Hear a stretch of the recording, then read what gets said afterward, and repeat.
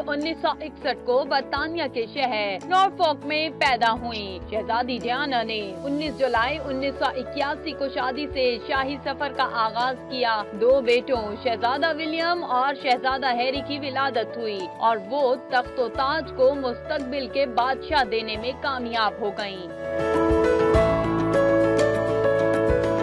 शहजादी की शादीशुदा जिंदगी हमेशा ही मुश्किलात का शिकार रही। 20 दिसंबर 1995 में डियाना और चार्ल्स में अलहदगी हो गई। लेडी डियाना की खूबसूरती के चर्चे ज़बान ज़दान थे। जो मुस्कुराए तो हजारों देखने वालों के चेहरे खिल उठते। शहजादी डियाना ने जिंदगी में बहुत से गम देखे।